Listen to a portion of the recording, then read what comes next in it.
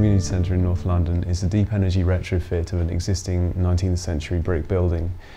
It's been fully certified to the Passive House standard, making it the first of its kind in the UK. The project started on site in May 2010 and completed in July 2011. The clients are now moving in to the building, and so at this stage it's where we come in and we effectively hold their hand to make sure that they're using the building correctly and getting the most out of it.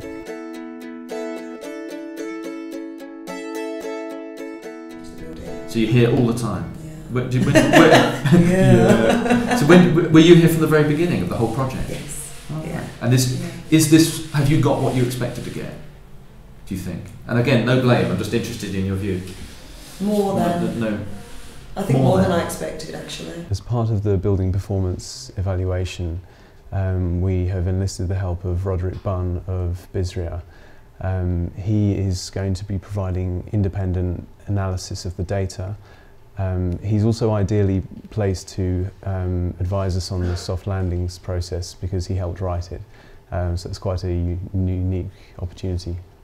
And soft landings is a series of steps where the designers or the project team who delivered the building to you help you understand the building and fine-tune it as you go into operation. So we spend more time with you than we would normally, give you much more customer support than one would normally do. And one does things like energy analysis and tries to work out where the energy is going. But we do that as a discussion with you as opposed to just coming in, doing and going. So it's very much a collaborative thing. Bere architects implement the soft landings process in all of our projects. At the Mayville Community Centre, as a non-domestic and larger building, it's particularly important because there are so many different occupants. There are elderly people using the space, there are small groups who will be working there full time, and then there will be other intermittent users and visitors. So there's the user profile, if you like, is much more complicated than we would have usually had to do on a domestic building. The recreational groups, in terms of table tennis group that use it here, they have, how many people does John have?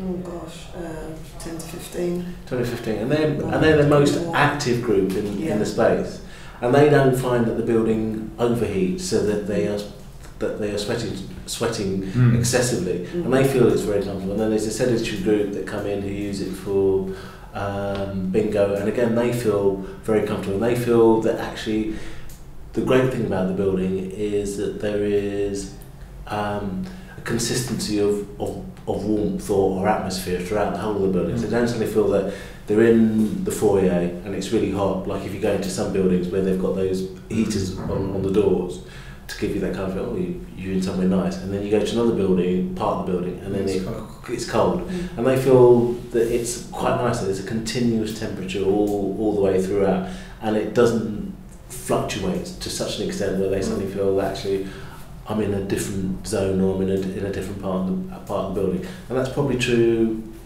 for the tenants who are in the ground floor. Again, they've got that same thing, which is that for the administrative staff it's comfortable for them to work with. The user groups, in terms of their meetings and doing some yoga and exercise, again feel that it's comfortable to be in that space. We've spent a lot of time with Tina, Trevor and Kathy of the MCP to try and make sure that they understand the building the best out of anyone, because they're the first point of call for anyone else. What about the things that you have to react to, like the solar shading or the lighting system or the windows and the roof?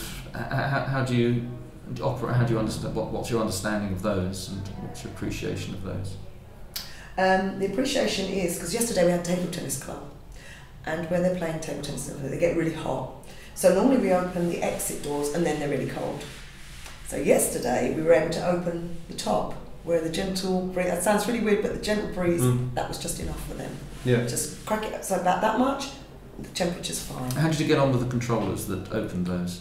Fine. Of particular interest to us in this project is how the users will interact with low energy systems that they may not be used to. This is something that we're really keen to document. Yeah, either people expect a light switch on the outside, or they expect that when they go to when they go to most public buildings, the light is on in the toilet. So the first thing that when they do is they think it's dark. There must be a light switch here somewhere, and then the light goes on. Yes. And then that provides them with some anxiety. So in terms of the design, one thing that we didn't do is actually walk through or talk through with people how that would be in a building like this. That until you come into a particular space, there will be no light, and then the light will come on.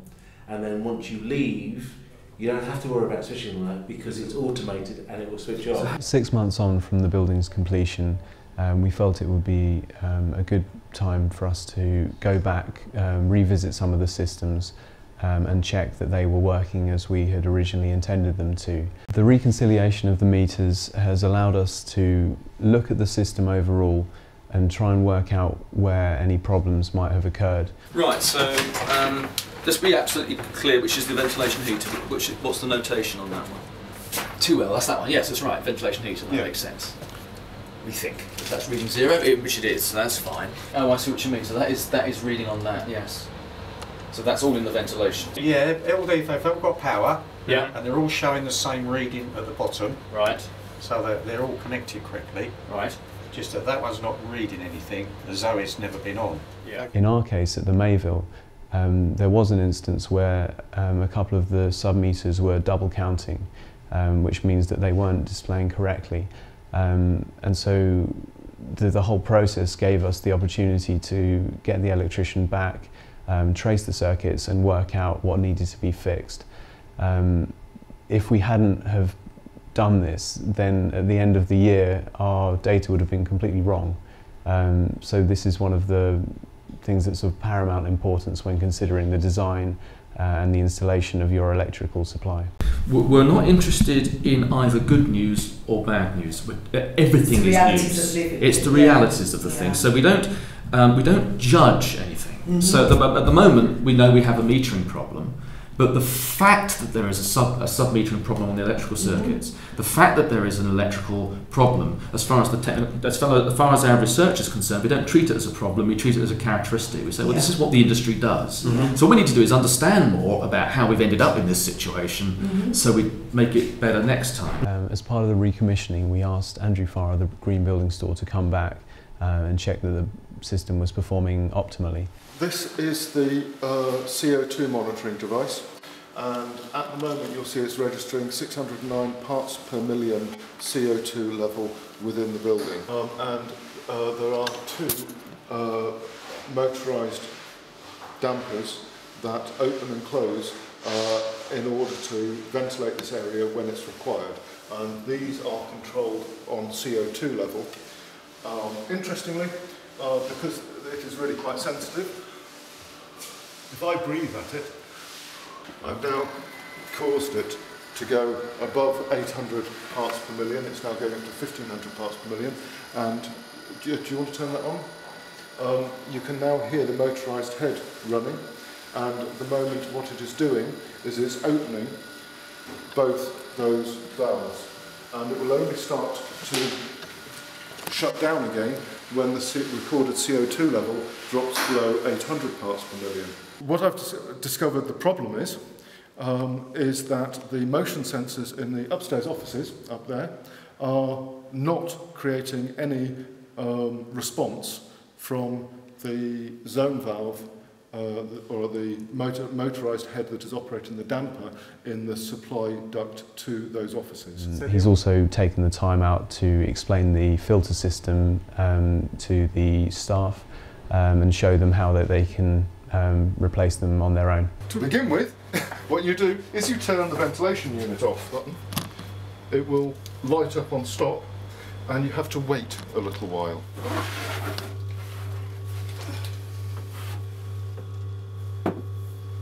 Right, this is a relatively dirty intake filter. What you'll notice is that compared with the new one, it is black. Put your arm right in, you'll find there's actually 2 of these. Here's the second one. There is what I would more normally expect to see, a few flies, a feather, but by and large it's not bad. The intake on this building goes out through the wall and up to high level. So what we're seeing is the benefit of the high level intake in that there is relatively little normal airborne debris. Right, having removed those two, simply what you do is you slide the two new filters in, cover back in, and then there's an idea. Go for it.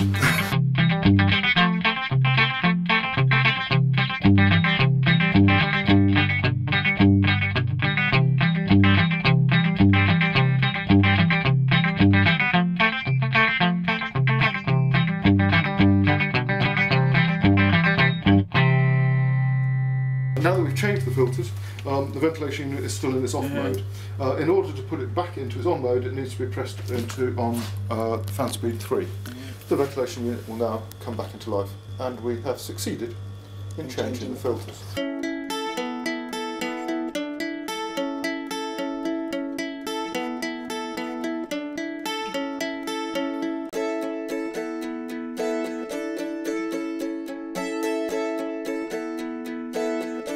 It's really about the brightness as well. I like the brightness, the way it's opened up, because before it just seemed really dark and dingy.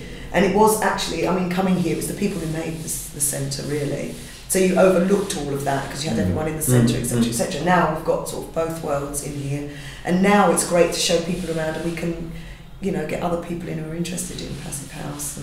One of the next stages for us is to hold an evening event, maybe with sort of wine and drinks, just to introduce the building to the community and to gauge their reaction. Many people think that the building has actually been completely replaced because it's unfamiliar to them, and so it would be really good to see how they think the building has improved and changed. Yeah. We're trying to get everyone back to the build because we've been quite a while. Yeah. As you know, the redevelopment took a little bit longer, so now we're trying to coax everyone back and show them that we're back here.